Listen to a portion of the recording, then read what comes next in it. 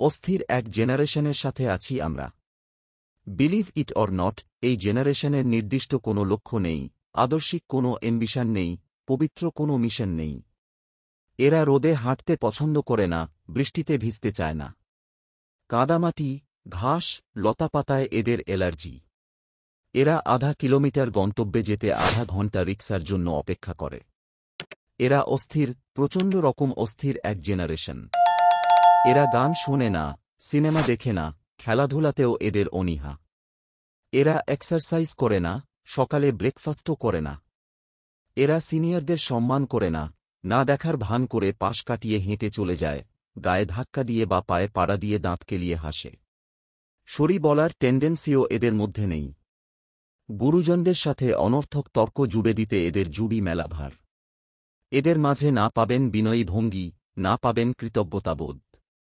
এদের উদ্ধত আচরণ, ড্যাম কেয়ার অ্যাটিটিউডে আপনি পদে পদে বিব্রত হবেন।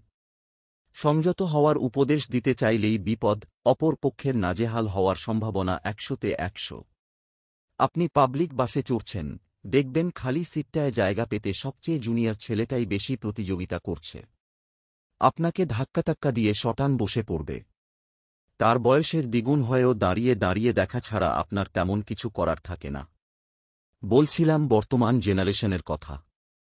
সবচেয়ে ভয়াবহ কথা, যে আসরে এদের দাঁড়িয়ে থাকার কথা, সেই আসরে এরা নিজের জন্য চেয়ার খোঁজ করে। যেখানে চুপ থাকার কথা, সেখানে জ্ঞান দিতে চেষ্টা করে। সারা রাত ধরে অনলাইনে থাকে, সারা সকাল ঘুমায়। এরা সূর্যোদয় দেখে না, সূর্যাস্ত দেখে না। সূর্যোদয়ে বিছানায় থাকে, সূর্যাস্তে মোবাইলে থাকে। এরা মোবাইল গেমস আর ফাস্ট ফুডে আসক্ত। নির্দিষ্ট করে বললে মূলত online game, Facebook, YouTube, reels দেখা এদের ফার্স্ট প্রায়োরিটি। এরা ইতিহাস জানে না, সাহিত্য বোঝে না, শিল্প সংস্কৃতি কি বস্তু তা চেনে না। এরা বই কেনে না, এরা বই পড়ে না, বই বোঝে না। এরা নন স্কিলড।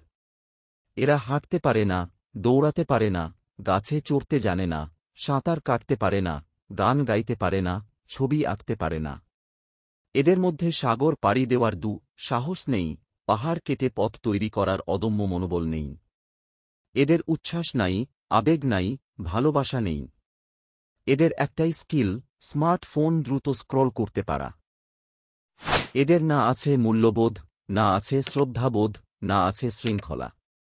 কখন চলতে হবে, কখন থামতে হবে, কখন বলতে হবে, কখন শুনতে হবে, এরা জানে না। এরা কি যে জানে না সেটাও জানে না।